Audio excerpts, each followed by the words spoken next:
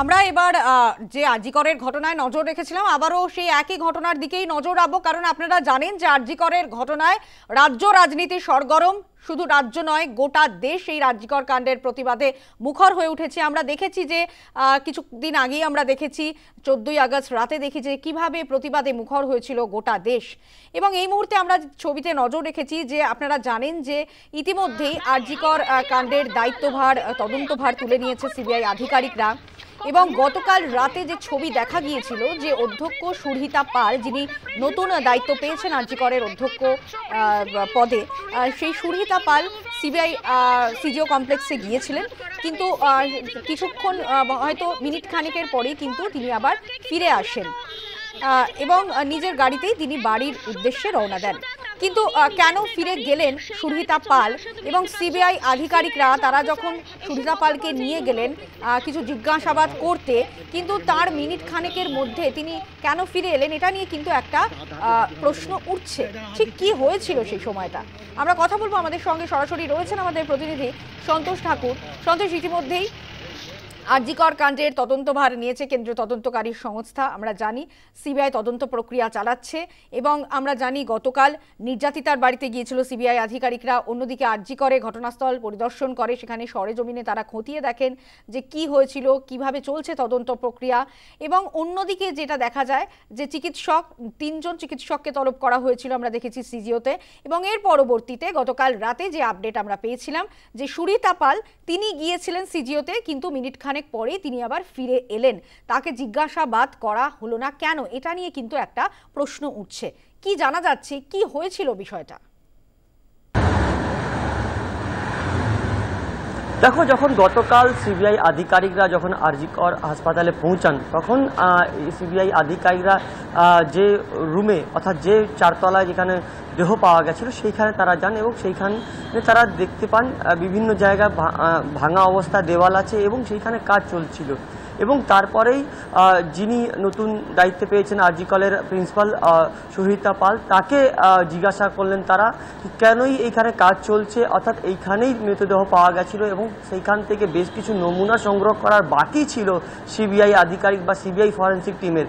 তার আগেই এই সব যে কাজ করা শুরু হয়ে গেছে, যেখানে দেওয়াল ভাঙা শুরু হয়ে গেছে, নতুন রুম তৈরি হবে বলেছিলেন এবং কেনই তারা এই কাজ করছিলেন, আটকানো গেল না কেন, সেই সমস্ত তথ্য জানার জন্য গতকাল তাকে তলব করা হয় আরজিকর হাসপাতালের প্রিন্সিপাল সুরহিতা পালকে। এবং যখন তিনি সিবিআই দপ্তরে আসেন, কিন্তু সেই সময় রাত বেশি হয়ে গেছিল এবং যারা সিবিআই আধিকারিকদের যে তদন্ত করছেন যে তিনি বেরিয়ে গেছিলেন অফিস থেকে, অর্থাৎ সিবিআই দপ্তর থেকে তিনি বেরিয়ে গেছিলেন। সেই জন্য যখন তার গাড়ি আসে, হেলথ ডিপার্টমেন্টের গাড়ি করে তিনি আসেন এবং সেই গাড়ি সিজিও কমপ্লেক্সের ভেতরে আসে এবং সিবিআই গেটের পর্যন্ত এসে দাঁড়িয়ে যায়। তারপরে একজন সিবিআই কর্তা তিনি এসে জানান প্রিন্সিপালকে কি যেহেতু তিনি আজ ঢুকতে পারবেন না বা তিনি আজ সিবিআই দপ্তরে ঢুকতে পারবেন না, কেন কি যে তিনি বেরিয়ে গেছেন, তিনি গেস্ট হাউসের উদ্দেশ্যে রওনা দিয়েছেন এবং তাকে আগামীকাল, অর্থাৎ তাকে বলা হয়েছে কি আগামীকাল 11টার পর তিনি আসবেন সিজিও কমপ্লেক্সে সিবিআই দপ্তরে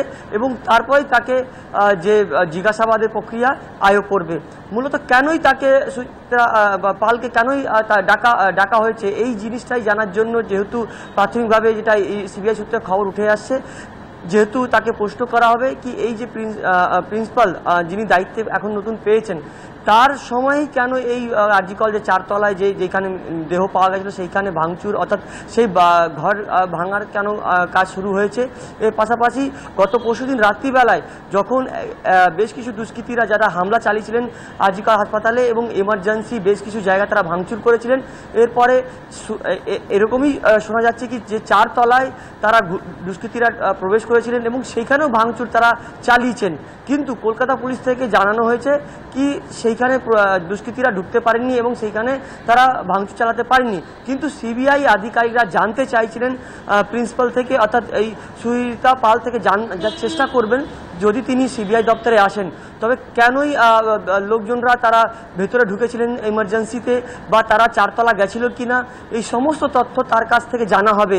তার দায়িত্ব থাকা ছিল কি, যেহেতু আরজি কর হাসপাতালের সেফ রাখার জন্য বা ইমার্জেন্সিতে কেউ প্রবেশ না করা বা ফোর্থ ফ্লোর কেউ না প্রবেশ করুক, যেখানে সিবিআই পুরোপুরি সিল করে দিয়েছিল জায়গা চারতলায়, তাও লোকজনরা ঢুকেছেন, প্রবেশ করেছেন। সেইখানে দেখা যায় একাবার ভিডিও শ্যুট করা হয়েছিল এবং এই সমস্ত তথ্য জানার জন্য সিবিআই তাকে তলব করেছেন এবং 11টা নাগাদ তাকে আসতে বলা হয়েছে সিবিআই দপ্তরে। যেখানে সন্তোষ আরও তথ্য প্রমাণ সংগ্রহের জন্য সিবিআই আধিকারিকরা অধ্যক্ষ সুরহিতা পালকে নিয়ে গেল সিজিও কমপ্লেক্সে, সেখানে তাকে জিজ্ঞাসাবাদ করা হলো না কেন, সেটা নিয়ে কিন্তু আন্দোলনকারীরা তারা যথেষ্ট ক্ষুব্ধ। যারা আন্দোলনকারী জুনিয়র চিকিৎসকরা তারা ক্ষুব্ধ এবং তারা বলছেন যে সিবিআইয়ের এই পদক্ষেপ কেন জিজ্ঞাসাবাদ করা হলো না অধ্যক্ষ সুরহিতা পালকে, এ নিয়ে কিন্তু একটা প্রশ্ন উঠছে সন্তোষ। একদমই, দেখো প্রথমেই তো তোমাকে জানাবো, যখন সিবিআই আধিকারিকরা আরজি কর হাসপাতালে পৌঁছান সেই জায়গা বেশ কিছু তারা তথ্য তারা নমুনা বা বলা যেতে পারে জিজ্ঞাসাবাদ করার জন্য গেছিলেন, কিন্তু যেহেতু এত ভিড় বা সময় পাচ্ছিলেন না সিবিআই আধিকারিকরা ঠিক করে বসে কথা বলার জন্য, সেই জন্য তাকে অর্থাৎ এই ডক্টরকে তলব করে সিবিআই অফিসে, কিন্তু তিনি লেট করে পৌঁছেছিলেন।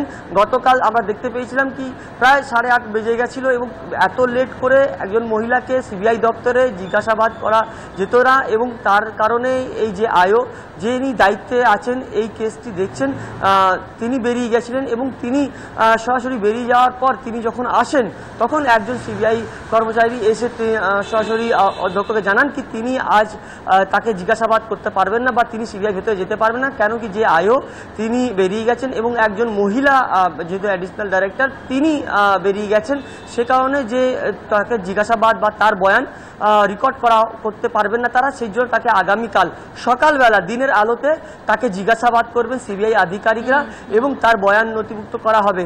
কি কি ঘটনা এখনো পর্যন্ত তার দায়িত্ব থাকার সময় হয়েছে সেই সমস্ত তথ্য সিবিআই আধিকারিকরা তার থেকে চাইবেন, যার মধ্যে দুটি প্রশ্ন প্রথমেই উঠছে কি করে দুষ্কৃতীরা চারতলায় প্রবেশ করেছেন এবং যদি তারা প্রবেশ করেছেন সেখান থেকে ভাঙচুর তারা চালিয়েছেন বা তার আগে এই যে ঘটনা যখন সিবিআই সিল করে দেওয়া হয়েছে বা তাও বাইরের লোকরা দেখা যাবে যে কি চিত্র দাঁড়ায়, অধ্যক্ষ সুরহিতা পালকে সিবিআই আধিকারিকরা জিজ্ঞাসাবাদ করে কিনা সেদিকে অবশ্যই আমাদের নজর থাকবে। আপাতত ধন্যবাদ তোমায় সন্তোষ।